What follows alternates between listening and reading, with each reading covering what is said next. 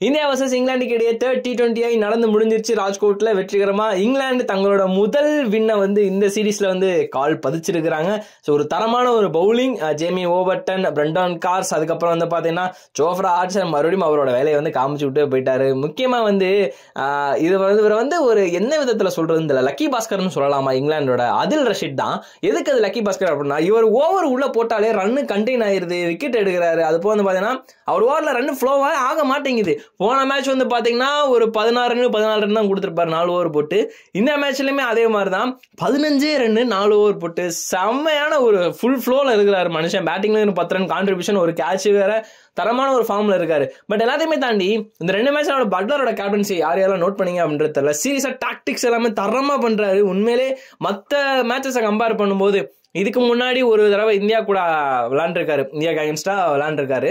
So அந்த சீரீஸுமே கணக்கு எடுத்து பார்த்தாலும், சமீபத்தில் நடந்த கணக்கு எடுத்து பார்த்தாலும், இந்த சீரீஸ் பட்லரோட கேப்டன்சி உண்மையிலே தனித்துவமா எனக்கு தெரியுது.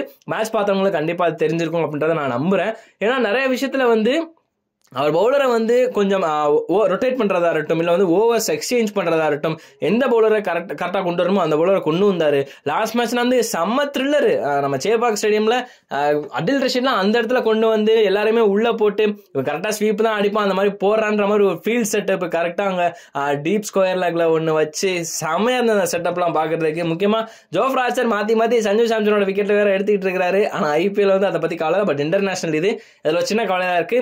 இன்டு த பாடி போட்டா கொஞ்சம் ஸ்ட்ரகிள் ஆகுறாரு அப்படின்றது இங்கிலாந்து ஓப்பனா உடச்சு விட்டாங்க. அது பட்லரோட ஸ்ட்ராட்டஜி நல்லாவே இருந்தது. முக்கியமா அகைன்ஸ்ட் சஞ்சு சாம்சனால ஜோஃப்ரா ஆர்ச்சர் வாங்க அப்படின்ற மாதிரி அவரோட டெக்னிக் நல்லா இருந்தது. ஜேமி ஓவர்டன் பத்தி இந்த தடவை கண்டிப்பா பேசியாகணும், ரொம்ப பேசியாகணும். ஏன்னா தரமான பவுலிங் போட்டிருக்காரு. சோஃபார் இந்த சீரீஸ்ல Adil Rashid, Jamie Overton, Brydon Carse எல்லாருமே தரமா பண்ணியிருக்காங்க.